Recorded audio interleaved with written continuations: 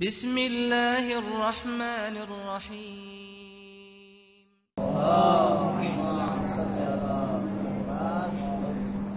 وعلى طيبين الطاهرين المعصومين المظلومين ولعنة الله أعدائهم أجمعين أما بعد فقد قال رسول الله صلى الله عليه وسلم زينوا مجالسكم بذكر علي بن أبي طالب صلوات محمد وعلى محمد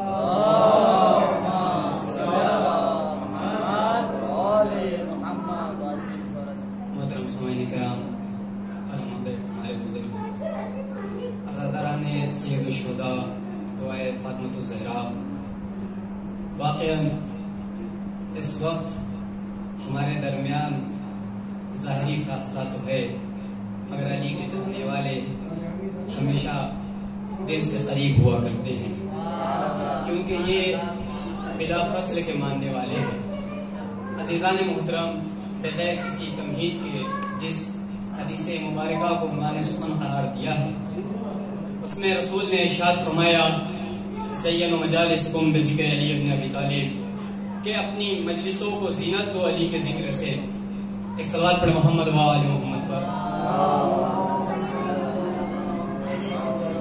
اللہ کا رسول، اللہ کا حبیب، وہ رسول کہ جس کے لیے پروردگار عالم نے کائنات کو خلق کیا، وہ رسول کہ جس کے صدقے میں نبیوں کو نبوت، رسولوں کو رسالت عطا کی، وہ رسول کہ جو پروردگار عالم کے حکم سے کلام کرتا ہے، وہ رسول کہ جس کے ہر عمل میں پروردگار عالم کی مرضی شامل ہوا کرتی ہے۔ یوں کہا جائے کہ رسول کلام ہی نہیں کرتا جب تک کوئی وحی نہ آ جائے، یعنی رسول وہی بولتا ہے جو وحی بولتی ہے۔ تو وہ رسول کہ جو مرضی معبود کے بغیر کلام نہیں کرتا، اس نے ارشاد فرمایا زینوا مجالسکم بذکر علی بن ابی طالب کہ اپنی مجلسوں کو علی کے ذکر سے زینت دو۔ یا رسول اللہ، اس حدیث میں علی کا نام لینے کی کیا ضرورت تھی؟ کہہ سکتے تھے کہ آپ اپنی مجلسوں کو میرے بھائی کے ذکر سے زینت دو۔ عزیزان محترم، عجب نہیں رسول آواز دے کہ دیکھو میں نے نام لے کر ایک مسئلے کو حل کر دیا۔ کہا اگر میں نام نہ لیتا اور یہ کہہ دیتا کہ میرے بھائی کے ذکر سے اپنی مجلسوں کو زینت دو تو شاید مورخین نہ جانے کن نہ اہلوں کو رسول کا بھائی بنا کر پیش کر دیتے اور کہتے کہ یہ ان کے لیے رسول نے فرمایا ہے کہ ان کے ذکر سے اپنی مجلسوں کو زینت دو، مگر رسول نے مولا متقیان کا نام لیا اور کہا زینوا مجالسکم بذکر علی بن ابی طالب کہ اپنی مجلسوں کو زینت دو علی کے ذکر سے۔ یعنی اب اگر اپنی مجلسوں کو، اپنے جلسوں کو زینت بخشنی ہے تو سوائے ذکر علی کے کوئی ایسا ذکر نہیں ہے کہ جو زینت بخشے۔ تو جب اللہ کے رسول نے یہ کہہ دیا کہ زینت مجلسوں کو ملے گی تو علی کے ذکر سے، اب آپ لاکھ عظیم شان اجلاس جلسے کراتے رہے، اگر علی کا ذکر نہیں تو پھر زینت نہیں ملنے والی۔ تو عزیزان محترم، زینوا مجالسکم بذکر علی بن ابی طالب کہ اپنی مجلسوں کو زینت دو علی کے ذکر سے۔ تو رسول بارہ آپ نے سنا رسول یہ کہہ سکتے تھے کہ نبی کے ذکر سے، قرآن کے ذکر سے، مگر رسول نے کسی کے لیے نہیں کہا۔ بھائی رسول کیوں کر کے یہ کہتے کہ کعبے کا ذکر کرو اور اپنی مجلسوں کو زینت دو، نماز کا ذکر کرو اور اپنی مجلسوں کو زینت دو؟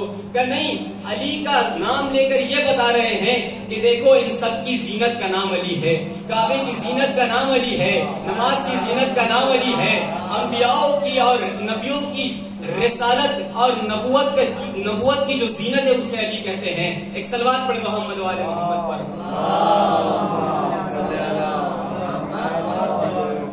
تو ظاہر سی بات ہے وہ رسول جو صادق ہے، وہ رسول جو امین ہے، جب رسول نے یہ کہا کہ اپنی مجلسوں کو زینت دو علی کے ذکر سے تو پھر رسول کی کوئی ایسی بزم نہ ہوگی جس میں علی کا ذکر نہ ہوا ہو۔ یہی تو وجہ ہے ابتدائی دور سے لے کے اسلام کے آخری مرحلے تک، یعنی رسول اسلام نے اپنے زندگی کے آخری مرحلے تک ہر مقام پہ مولا متقیان کا ذکر کیا. جب اسلام کی پہلی بزم سجی جسے ذوالعشیرہ کہتے ہیں، جب مولا کا ذکر کرنا ہوا تو رسول نے کچھ یوں کہا، اے علی آپ میرے وصی ہوں گے، آپ میرے بھائی ہوں گے، آپ میرے جانشین ہوں گے. خیبر کے میدان میں کچھ یوں ذکر کیا کہ میں اسے علم دوں گا جو غیر فرار ہوگا، میں اسے علم دوں گا جو کرار ہوگا. خندق کے میدان میں علی کا ذکر کچھ ایسے کیا، کل ایمان کل کفر کے مقابلے میں جا رہا ہے. اور رسول نے اپنی آخری بزم غدیر کے میدان میں سجائی، اور سجانے کے بعد مولا متقیان کا ذکر کچھ اس طریقے سے کیا، من کنت مولا ہو فہذا علی مولا، میں جس کا مولا ہوں یہ علی اس کے مولا ہے. ایک صلوات پڑھو محمد وآل محمد. تو کوئی ایسی بزم نہیں تھی، تو رسول کی کوئی ایسی بزم نہ تھی کہ جس میں علی کا تذکرہ نہ ہو، جس میں علی کا ذکر نہ ہو. تو عزیزان محترم، رسول نے اپنی ہر بزم میں مولا کائنات کا ذکر کیا، تذکرہ کیا، بتایا علی کون ہے، علی کی کبھی فضیلت کو بتایا، علی کی کبھی منزلت کو بتایا. عزیزان محترم، مولا کائنات کی فضیلت کو صرف رسول اسلام نے نہیں بلکہ دشمنوں نے بھی مولا کی فضیلت کی گواہی دی ہے.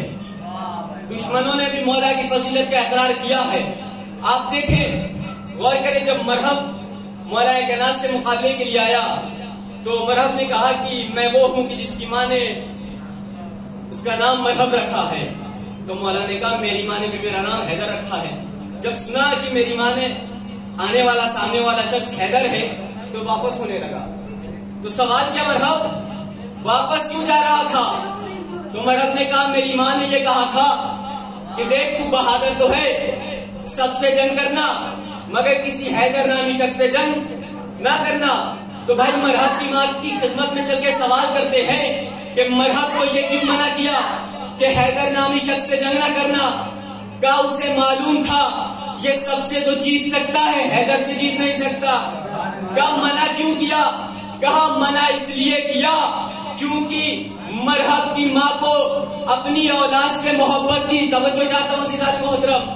کہا مرحب کی ماں نے ایک بات طے کر دی کہ دیکھو جس ماں کو بھی اپنی اولاد سے محبت ہوا کرتی ہے وہ حیدر کے مقابل میں جانے سے منع کرتی ہے. اب نہیں پتا امت اسے ام المومنین کیسے کہتی ہے جو کہ امت کے ساتھ میدان میں حیدر کے مقابل میں چلی آئے. ایک صلوات پڑھ محمد وآل محمد پر.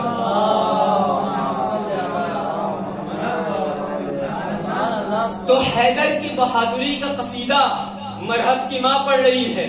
اچھا، جب ذکر آ گیا ہے تو بیان کرتا چلوں کہ ان کے بابا جان ان کی خدمت میں آئے ہوئے تھے اور گفتگو کر رہے تھے، اپنی بیٹی سے گفتگو کر رہے تھے، مگر انداز گفتگو تو ٹھیک تھا، آداب گفتگو بدلا ہوا تھا. بات اپنی بیٹی سے کر رہے تھے مگر چہرے علی کو دیکھ رہے تھے. تو جب برداشت نہ ہو سکا تو کہا بابا جان یہ کیا طریقہ ہے، آپ گفتگو ہم سے کر رہے ہیں اور علی کے چہرے کو دیکھ رہے ہیں. کہا تم نے نہیں سنا کہ علی کے چہرے کی طرف دیکھنا عبادت ہے؟ کہا بابا جان یہ کس نے کہا ہے؟ توجہ چاہتا ہوں عزیزان محترم. کہا بابا جان یہ کس نے کہا؟ کہا رسول نے کہا ہے.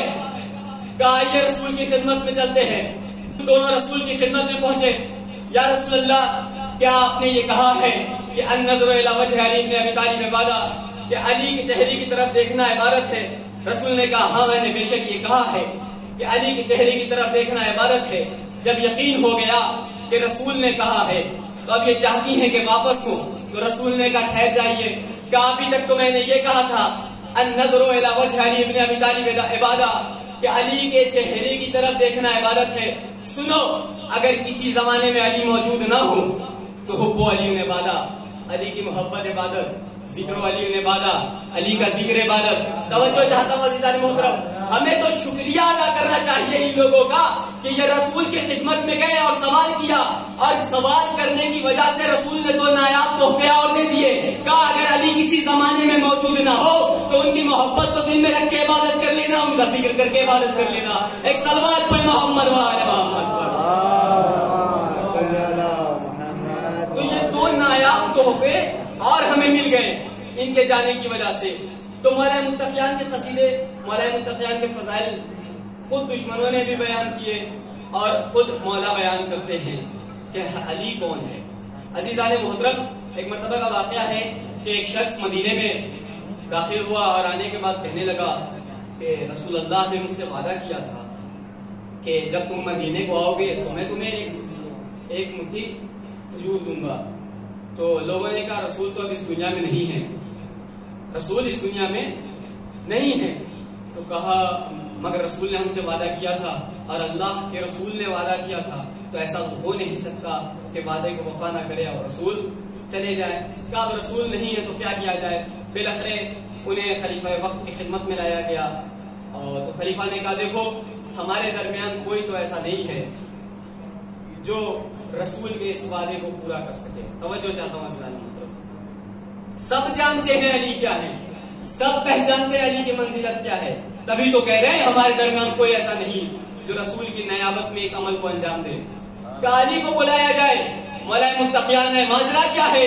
کہ رسول نے اس سے وعدہ کیا تھا کہ اسے ایک مٹھی کھجور دیں گے، مولا متقیان نے اس عمل کو انجام دیا، واقعہ تمام ہو گیا، مولا متقیان چلے گئے، آنے والا شخص کھجوروں کو لے کر واپس ہو گیا، لوگ خلیفہ وقت کی خدمت میں، بھائی تم نے اپنے ہاتھ سے کھجوریں کیوں نہیں دی؟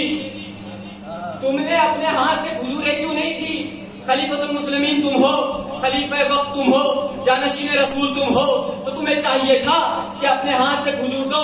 جب اس نے جواب دیا بھائی جس کے ہاتھ کو ید اللہ کہا گیا ہے وہی ہے، اس کے علاوہ کوئی ایسا نہیں جو رسول کی نیابت میں رسول کے عمل کو انجام دے سکے۔ ایک صلوات پڑھے محمد والے محمد۔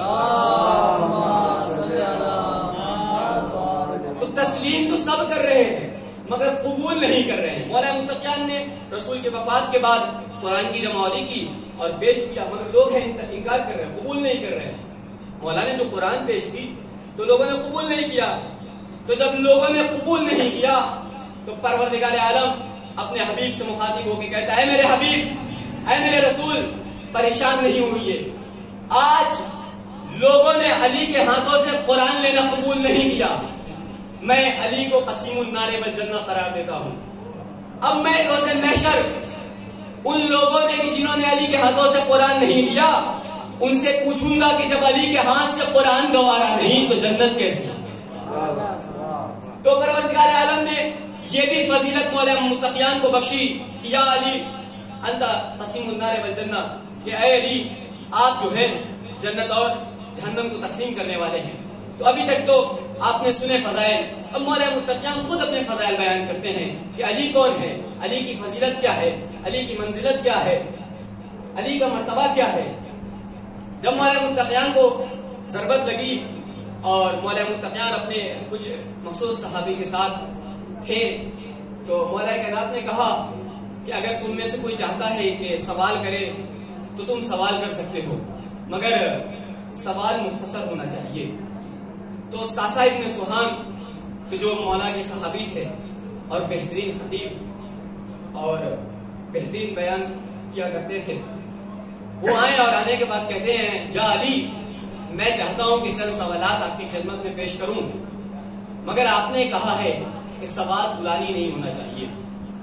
تو مولا فرماتے ہیں ساسا تمہیں اجازت ہے، تم سوال کر سکتے ہو۔ تو جناب ساسا مولا متقیان کے قریب آتے ہیں اور سب سے پہلا سوال کیا یا علی من افضل انت ام آدم، اے علی کون افضل ہے، آپ یا آدم؟ دیکھیں اگر کوئی دوسرا ہوتا تو نہ جانے کس طریقے سے اپنی تعریف کرتا، مگر وہ جو قرآن ناطق ہے، مگر وہ کہ جس کے زبان سے نکلے ہوئے الفاظ قرآن کی آیتیں بنتی ہیں، اس نے کہا تزکیۃ النفس للمرء قبیح، کہ مرد کا یا کسی شخص کا خود اپنے لیے تعریف کرنا قبیح شمار کیا جاتا ہے۔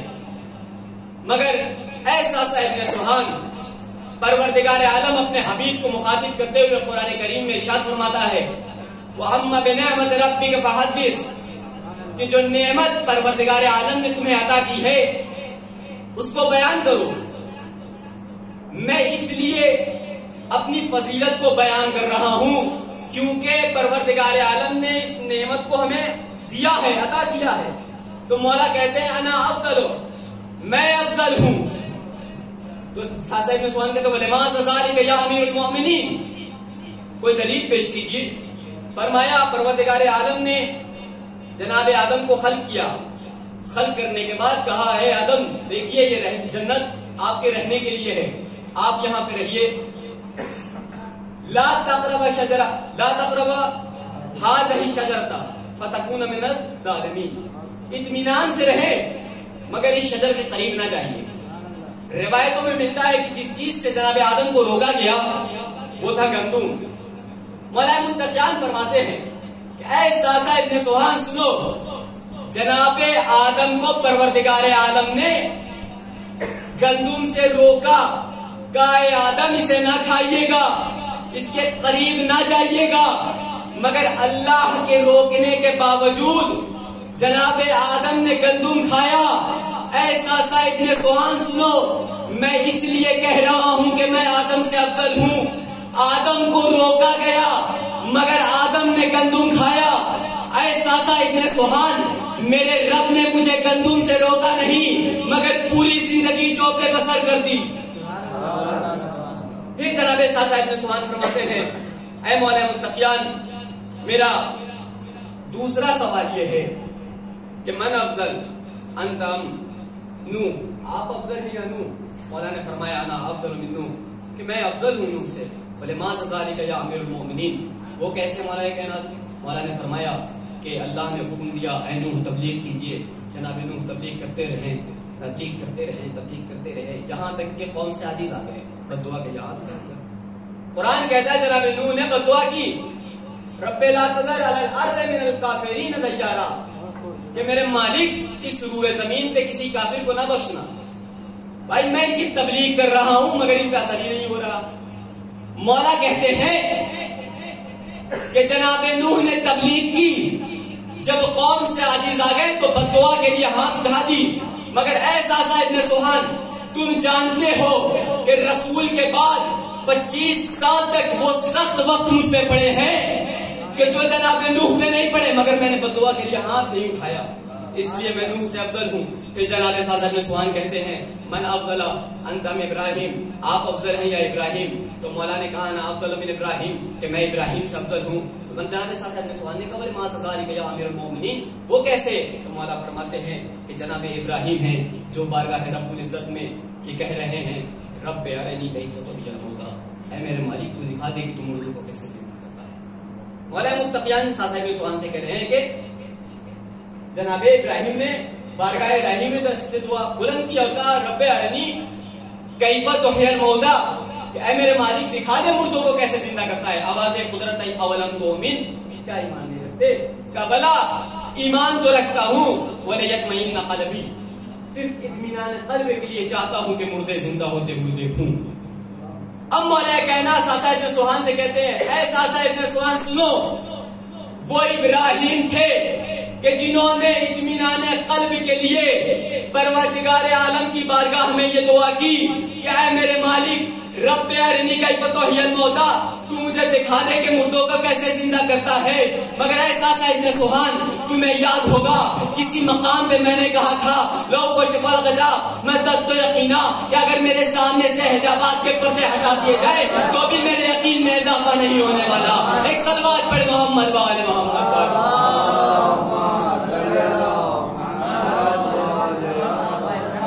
تو میں اس وجہ سے ابراہیم سے افضل ہوں۔ جناب ساسا ابن سوہان نے پھر سوال کیا من افضل یا امیر المؤمنین انت ام موسیٰ، آپ افضل ہیں یا موسیٰ؟ فرمایا انا افضل ہوں، میں افضل ہوں۔ ولما ذالک یا امیر المؤمنین، وہ کیسے؟ اے مولانا منتقیان وہ کیسے؟ دلیل پیش کیجیے۔ کہ اللہ نے حکم دیا جناب موسیٰ کو اذهب الى فرعون انه طغى، فرعون کے پاس جاؤ وہ باغی ہو گیا ہے، اس نے سرکشی اختیار کر لی ہے، جاؤ تبلیغ کرو، اسے راہ ہدایت پہ لے آؤ۔ کار پروردگار عالم مشکل نہیں تھی، میری ذمہ داری یہی ہے کہ بھٹکے ہوئے کو راہ پہ لاؤں، مگر کیا کروں؟ رب انی قتلت منهم نفسا، میں نے ان میں سے کسی ایک کا قتل کر دیا ہے، فاخاف ان یقتلونی، مجھے خوف ہے کہ وہ مجھے قتل نہ کرتے۔ جناب موسیٰ ہے बारगाह रब करीम में ये कह रहे हैं कि मुझे ये खौफ है कि कहीं मुझे वो कत्ल न कर दे, मेरे साथ मेरे भाई हारून को भेज दे। क्यों? उशदुद बिही अज़री, ताकि मेरी कमर मजबूत हो जाए। कौन है मूसा? कहा मूसा, हैबत मूसा भी मशहूर है। कहा वो मूसा जिन्होंने बनी इसराइल को निजात दी, वो परवरदिगार आलम की बारगाह में मौला कहना साहब ने सुभान से बयान कर रहे हैं कि उन्होंने कहा कि मेरे भाई हारून को मेरे साथ भेज दे ताकि उशदुद बिही अज़री, मेरी कमर मजबूत हो जाए। तो मौला ने कहा ऐसा साहब ने सुभान, तुमने ये भी सुन लिया कि परवरदिगार आलम की बारगाह में जनाब मूसा ने दुआ की, मगर तुम्हें वो वक्त भी याद होगा कि जब सूरह तौबा नाज़िल हुई तो अल्लाह के रसूल ने मुझे ये हुक्म दिया कि ऐ अली जाइए। कहाँ जाइए? कहीं आम नहीं, मुसलमानों के दरमियान नहीं, मोमिनों के दरमियान नहीं, कहाँ? मुशरिकीन के दरमियान। मुशरिकीन के दरमियान जाकर इस सूरह की तिलावत कीजिए। मौला मुत्तकियान है, कहते हैं कि ऐसा साहिब सुभान, जब अल्लाह के रसूल ने यह हुक्म दिया तो मैंने अल्लाह और अल्लाह के रसूल से यह ना कहा कि किसी को मेरे साथ भेज दे, बल्कि मैं उस सूरह को लेकर गया और खाने काबा की छत पर जाने के बाद उस सूरह की तिलावत की, और सूरह की तिलावत करने के बाद जब मैं नीचे आया और लोगों के चेहरों की तरफ निगाह की तो मैंने देखा कि मुशरिकीन के चेहरों पे खौफ नमूदार है। जब मैंने अपने दिल में झांक के देखा तो इत्मीनान महसूस हुआ। ऐसा साहिब में सुहान वो मूसा थे जो दरबार फिरौन में जाने से घबराए, मगर मैं अली जो मुशरिकीन के दरमियान गया और सूरह बरात की तिलावत की। एक सलवात पढ़ मोहम्मद वाले मोहम्मद पर।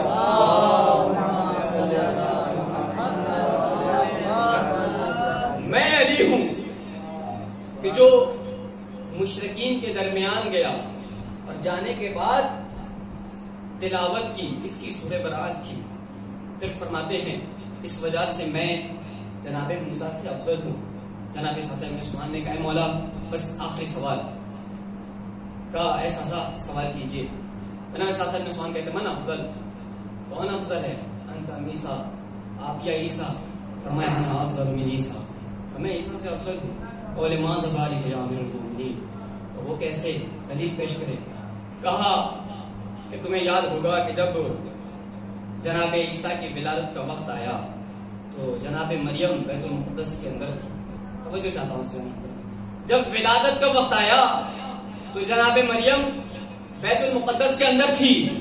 आवाज कुदरत आई, या मरियम लल बैतुल विलादा, ये विलादत की जगह नहीं है, हाज़ बैतुल इबादा, उखरिजी या मरियम, ये इबादत की जगह है, बाहर तशरीफ ले जाइए। ऐसा साहिब ने सुहान सुनो, जब ईसा की विलादत का वक्त आया तो जनाब मरियम बैतुल मुक़द्दस के अंदर थी, मगर अल्लाह का हुक्म आया क्या है मरियम बाहर तशरीफ ले जाइए।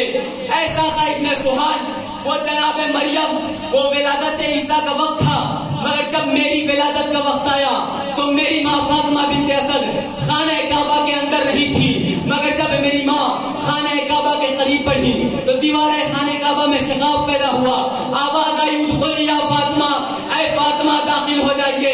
ऐसा इतने सवाल सुनो, ये मरियम बिन्ते इमरान और फातिमा बिन्ते असद का मुकाबला या तकाबुल नहीं था, बल्कि मेरा और ईसा का था। एक सलवात पढ़ मोहम्मद वाले मोहम्मद। तो मौला फरमाते हैं कि ईसा की विलादत के सबब जनाबे मरियम को बैतुल मुक़द्दस से बाहर आना पड़ा, मगर मैं वो हूं कि जिसकी वजह से मेरी माँ को खाने काबा में बुलाया गया। तो वो अली जो तमाम अंबिया से अफजल है, वो अली कि जिसका जिक्र मजलिसों की जीनत करार है, वो अली कि जो रसूल का वली है, जो रसूल का जानशीन है, जो रसूल का नायबे वली बरहक है, वो अली कि जिसके फजीलत दुश्मन बयान कर रहे हैं। अजीज़ान मोहतरम, वो अली कि जो फजाइल का समंदर है, उसकी फजीलत को आखिर हम कैसे बयान कर सकते हैं, मगर ये भी उनका करम है कि जो उनके दर से वाबस्ता हो जाया करता है, खा बेज़र हो गुजर बन जाता है।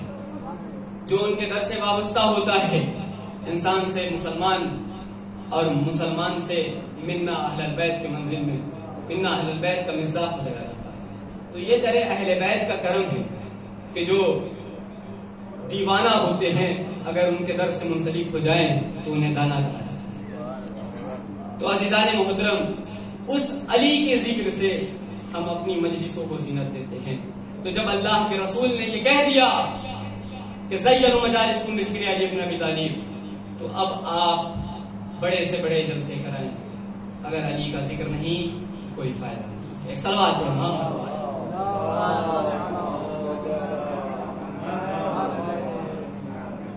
عزیزان محترم، تو مولا کائنات کی فضیلت کو رسول نے بیان کیا، اللہ نے بیان کیا، سب نے بیان کیا، دشمنوں نے اقرار کیا.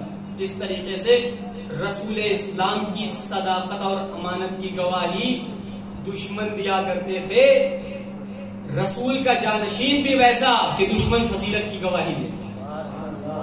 واقعہ میں نے بیان کیا کہ کوئی ایسا نہیں تھا، خلیفہ وقت نے کہا کوئی ایسا نہیں تھا کہ جو رسول کے اس وعدے کو پورا کر سکے. کیونکہ رسول نے یہ وعدہ کیا تھا کہ میں اپنے ہاتھوں سے تمہیں کھجور عطا کروں گا. تو کہا کوئی ایسا نہیں ہے جو رسول کے اس وعدے کو پورا کر سکے. تو عزیزان محترم، جب رسول کے ہاتھ کے جیسا کسی کا ہاتھ نہیں تو پھر مسلمان اپنے آپ کو رسول جیسا کیسے کہے؟ توجہ عزیزان محترم، کسی اور نے نہیں کہا تھا، کسی صحابی نے نہیں کہا تھا، خلیفہ وقت کہہ رہا ہے کہ علی کے سوا کوئی ایسا نہیں کہ جو اس عمل کو انجام دے سکے. عزیزان محترم، یہ ہے مولا کائنات کی فضیلت، اور مولا کائنات کو بے شمار فضیلتیں عطا کی گئی. آپ جانتے ہیں کہ شب معراج جب رسول اسلام نے دیکھا کہ اونٹوں کی قطار جا رہی ہے، پوچھا جبرائیل سے یہ کیا ہے؟ کہا یا رسول اللہ، جب سے میں خلق ہوا ہوں میں یہ دیکھ رہا ہوں کہ یہ قطاریں چلی جا رہی ہیں. کہا اس میں ہے کیا؟ کہا کہ فضیلت علی سے لکھی ہوئی کتابیں، صرف فضیلت علی، صرف فضیلت علی.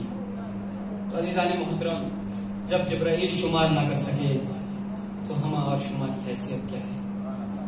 اور واقعاً جس کو پروردگار عالم نے رسول کے نور کے حصے سے بنایا ہو، اس کی معرفت خاک کے پتلوں کو کیسے ہو سکتی ہے؟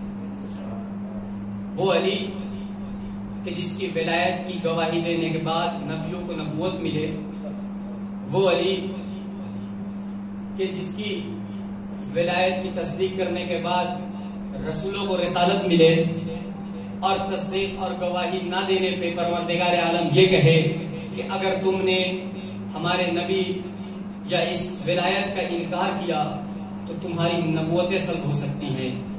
تو پھر اگر ہم مولا کائنات کی ولایت کو تصدیق نہ کریں تو یہ اشرفیت کیوں نہیں سلب ہو سکتی؟ جو بھی فضیلتیں انسان کو ملی ہیں وہ اہل بیت کے تصدق میں، کیونکہ اہل بیت نے بتایا ہے جینے کا طریقہ کیا ہے، جینے کا سلیقہ کیا ہے، جینا کیسے چاہیے، مرنا کیسے چاہیے. ان کے علاوہ کوئی بتا بھی نہیں سکتا تھا، کیونکہ پروردگار عالم نے انہیں خلق ہی اس لیے کیا تھا تاکہ بشریت کی ہدایت ہو سکے. اور ان ائمہ معصومین علیہ السلام نے اپنے کردار کے ذریعے سے بشریت کو ہدایت بخشی ہے، انسانوں کے تاریکی قلوب کو روشن کیا ہے، معرفت الہی سے آشنائی عطا کی ہے. تو عزیزان محترم، بس میں نے آپ کی زحمت کو تمام کیا. کہا مولا کائنات کی فضیلت کو بیان نہیں کیا جا سکتا. کیوں؟ کیونکہ مولا کائنات کی ولایت وہ ولایت ہے کہ جس کے تصدق میں نماز، روزہ، حج، زکات، خمس، جہاد سب قبول ہے، بغیر اس کے سب بے فائدہ ہے. تو لاکھ عبادات انجام دی جائیں، لاکھ روزے رکھے جائیں، لاکھ حج کیا جائے، لاکھ زکات ادا کی جائے، اگر علی سے بغض ہے، علی کی ولایت دل میں نہیں ہے، علی کی محبت دل میں نہیں ہے، تو سب بے فائدہ ہے. پروردگار عالم روز محشر سے قبول نہیں کرے گا. اور عزیزان محترم، آج محرم کی 12 تاریخ ہے. یہ وہ تاریخ ہے کہ جب زہرا کا بھرا گھر اجڑ چکا ہے. امام حسین علیہ السلام کربلا میں ولایت علی کو بچانے آئے ہوئے تھے. یہ وہ ولایت تھی جس کو بچانے کے لیے امام کربلا ہے. امام نے پوچھا تم مجھے کیوں قتل کر رہے ہو؟ ابو ذل ابیک. ایک ایسا بغض تھا کہ یہ ولایت تھی، علی سے بغض تھا کہ جو لوگوں نے مولا امام حسین علیہ السلام کو کربلا کے میدان میں گھیر کر دیا۔ یہ وہ تاریخ ہے کہ جب زہرا کا چمن اجڑ چکا ہے، علی اکبر کے سینے پر برچھی لگ چکی ہے، قاسم کا لاشا پامال ہو چکا ہے، حسین ننھی سی تربت بنا چکے ہیں، حسین اپنی قربانی پیش کر چکے ہیں۔ 10 محرم کو جب سب اصحاب و انصار شہید ہو گئے ہیں تو امام خیمے میں آتے ہیں، خیمے میں آنے کے بعد کہتے ہیں بہن زینب الفدا ہمارا آخری سلام قبول کرو۔ نہ جانے حسین نے کس دل سے اپنے بہن کو الوداع کہا ہوگا۔ سکینہ تمہارا بابا جا رہا ہے، سکینہ جانتی ہے اب تک جو مقتل میں گیا ہے واپس نہیں آیا۔ عزیزان محترم، کس دل سے سکینہ نے اپنے بابا کو الوداع کہا وہ تو خدا جانتا ہے یا حسین جانتا ہے۔